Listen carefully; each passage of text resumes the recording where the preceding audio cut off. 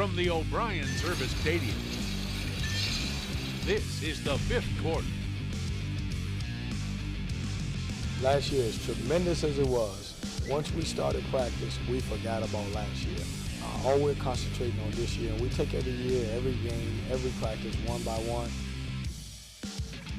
Hello and welcome to the fifth quarter. I am John Reynolds, this is Kevin Montzinger, and that was Kevin Keats, and that means we'll have some basketball in tonight's show. But we begin with football, Coach Montzinger, and it is over. The regular season is over. Yes, sir. Now's the real season, the play downs. You play down until there's only one.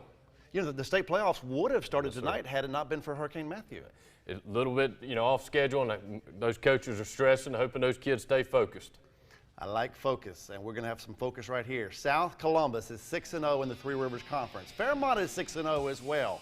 Only one school can be the conference champion this year. Those two schools faced each other tonight.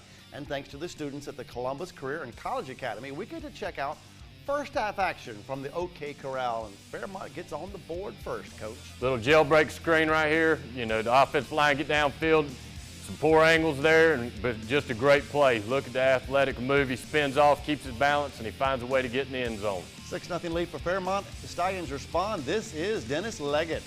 46, I tell you what, 46 yards, takes it to the house, just takes my breath away. What a great, phenomenal football play. 6-6 at that point. South Columbus looking good, but they want more. Robbie Spencer is the South quarterback. He finds Griffin Hanna. Big play. You could tell that this is a conference championship game, watching these guys play all year long, and you tell it was all the ropes tonight.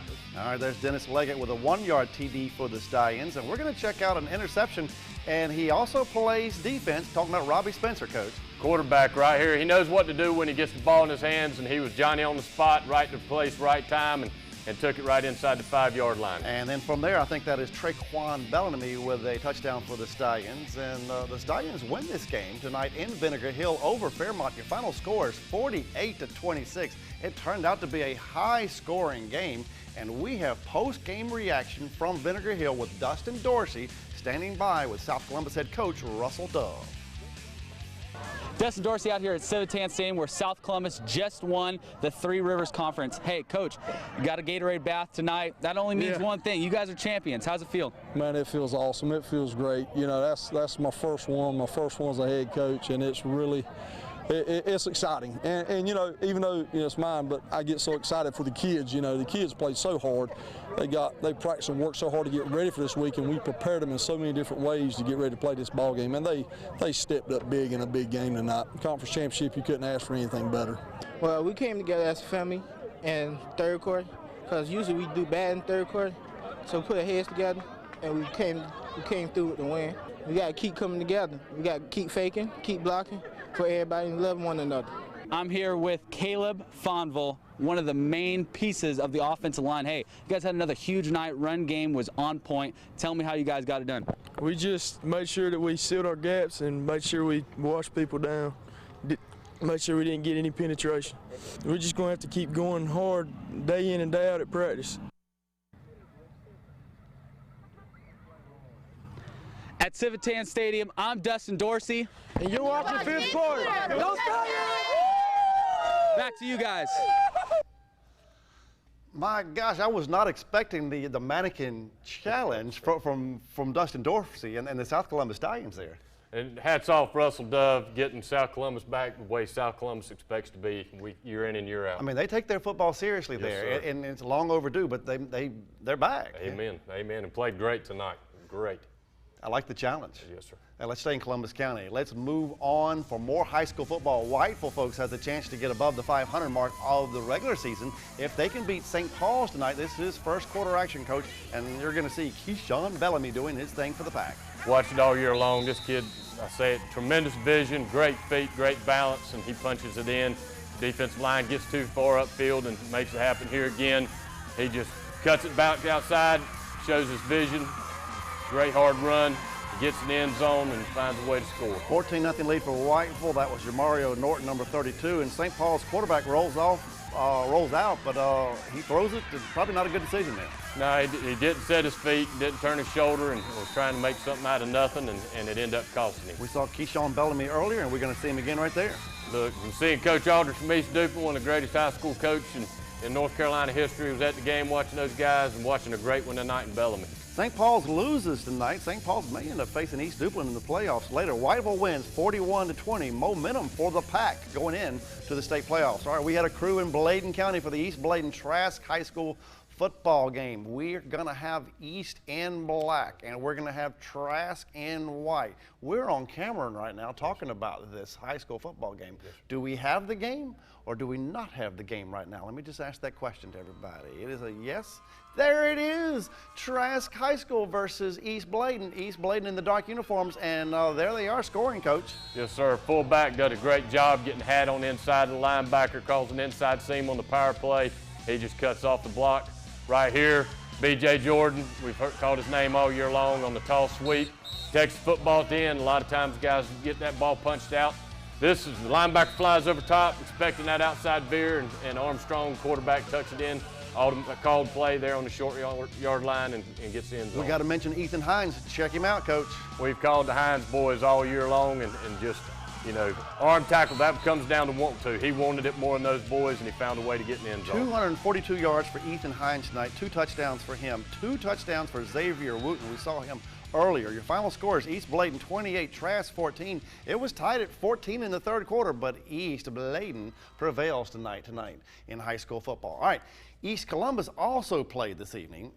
South Robinson beat East Columbus, though. So the Gators, our team of the week from just a couple of days ago, will not be going to the high school football state playoffs. We'll have more football later in tonight's 5th quarter. Coach Montsinger, I'm going to have you take a break for a few minutes, yes, if you're okay with that. Basketball is going to be the name of the game for the next few minutes. And we will check in on BCC, we'll check in on CSEC and the UNCW on a busy night for Friday Hoops. Keep pushing it, ladies! Are we sweating yet? It's really hot. We're stuck in the 80s! Oh, Brian, my house is stuck in the 80s.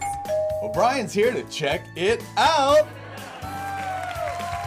Found the problem. Someone's been setting this to 84. Sounds cool to me. Ron! It's hard to stop a train.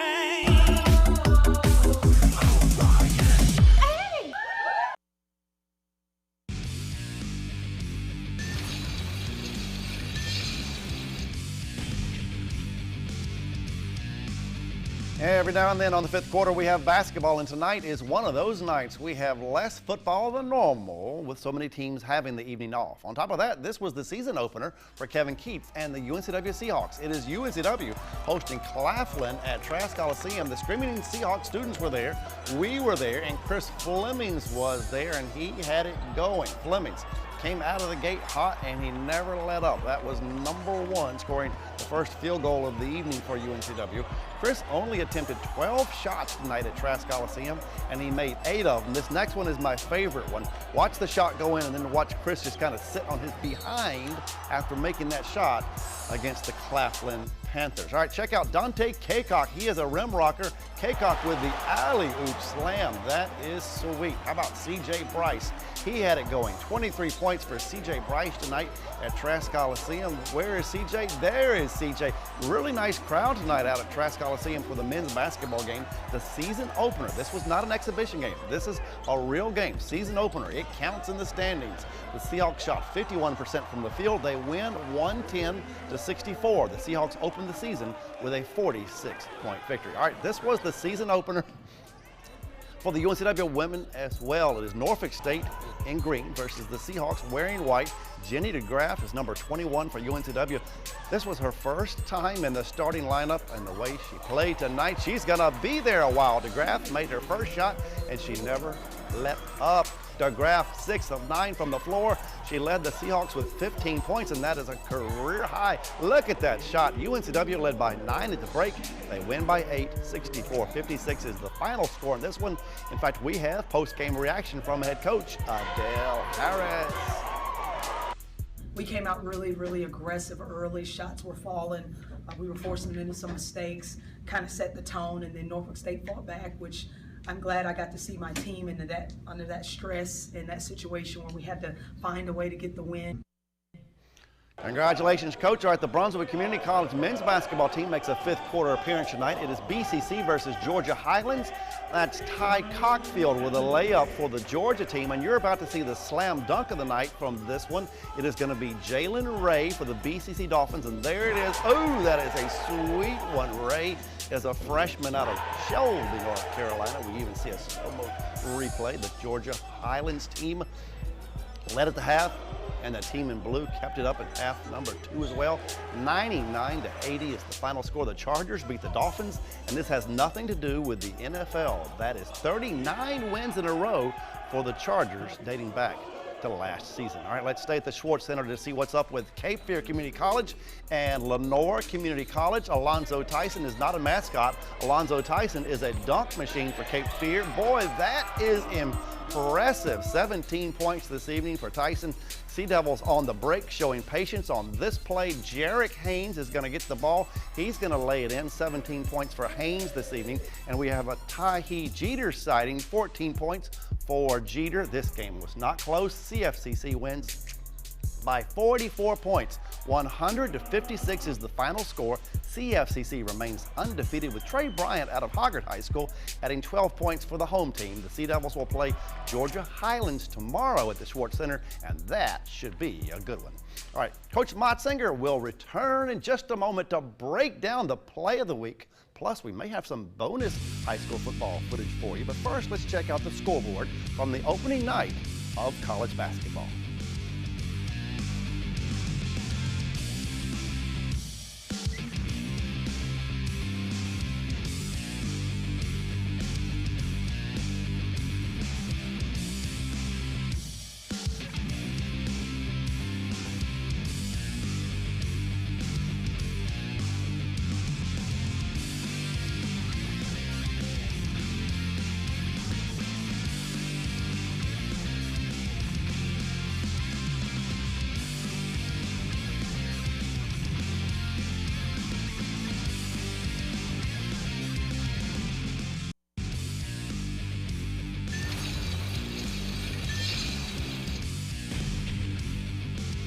Play of the week brought to you by Perry's Emporium. We are back in football mode for the Perry's Emporium play of the week. It is Dennis Leggett, Coach Motzinger, making a statement early on for the South Columbus Stallions. They were down right here, 6-0, and here's a senior on a speed sweep and just coming around. He is running angry, and this kind of set the tone for the whole game. Was that South Columbus wanted to be conference champs again, and what a beautiful play. Just stuck his foot in the ground. He had 3 guys with an angle on him, and he finds it in the end zone and shows just how athletic and fast he is. South Columbus wins this one by 22 points, so congratulations to the Stallions. Glad to have you back on the 5th quarter after a brief pause for high school basketball, college basketball that we had for a little bit. But actually, we've got a little bit of time for more high school football. Let's check out some of Dustin Dorsey's shots from the OK Corral. And we're going to talk a little bit about Dustin Dorsey and the South Columbus Stallions and how monumental a win this is for the Stallions and their program to beat Fairmont tonight. It is, Russell Dove coming back again, hats off to him, and just kind of, they got away from, what South Columbus football was all about, and Russell just come back and got them going the way South Columbus known to play football, just physical, running the football, and we've seen it all year long. They just kept getting better and better, and I know Vinegar Hill's rocking tonight. South Columbus will open the state playoffs next Friday at home. We know New Hanover will be at home. We know West Brunswick will be at home. We're not sure about some of the other teams. Wallace Rose Hill obviously will be at home. And next Friday is the place to be for high school football coverage. Speaking of, I just mentioned New Hanover. I want to give one little shout out to a guy who used to play high school basketball in New Hanover. Who would that be? That's BB. Kadeem Allen. Kadeem Allen. Big play tonight. He hit the game winner tonight for the Arizona Wildcats out in Hawaii against Michigan State. Arizona won that game by 2 points. So a game-winning layup at the 1 second mark left in the second half is awfully, awfully important. I'm looking forward to playoff coverage next year, next Friday with you, Coach Mott. This is what it's all about. It's people say do or die. It's not do or die because nobody dies, but the season's going to end for somebody, and we'll have half the teams playing.